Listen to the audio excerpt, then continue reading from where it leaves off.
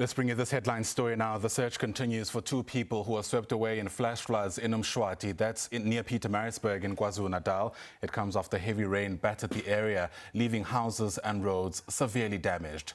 Rescue teams have found the body of a woman who's believed to be in her 40s yesterday. The heavy rain left hundreds of people homeless. Yesterday, families were trying to salvage some of their belongings that were scattered along the riverbank.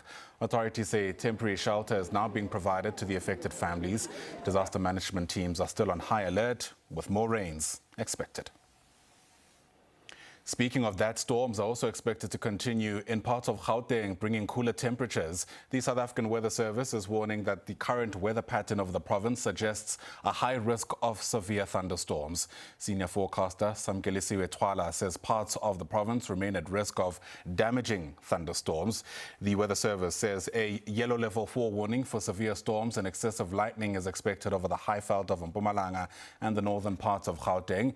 It says the warning is in place for the southern parts of Gauteng as well, the eastern parts of the Free State, southwestern parts of Limpopo, and places over the high veld in the southern escarpment of Mpumalanga.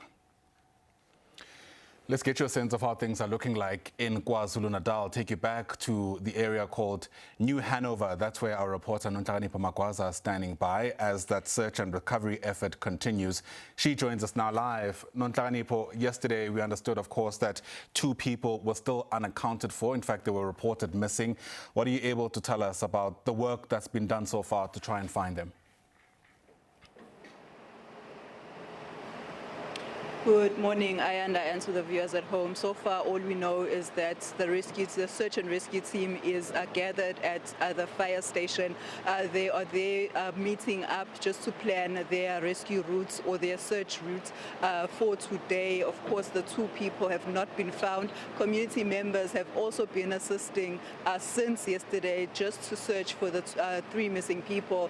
The one lady was found by community members before search and rescue teams carried out the recovery process. However, disaster management teams are on the ground. They are here assessing the situation. As you can see behind me, the devastation that the floods of the day before caused in this area.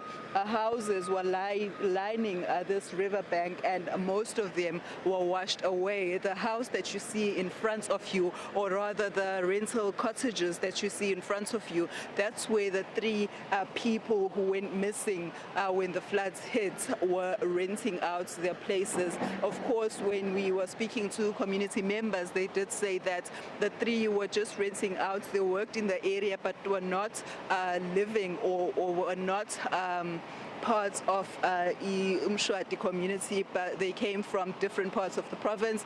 Others came from the Eastern Cape. When the floods hit, the bridge that you see behind me, that's what they are trying to clear out today. The excavator and TLBs have been removing logs that were blocking the bridge behind us.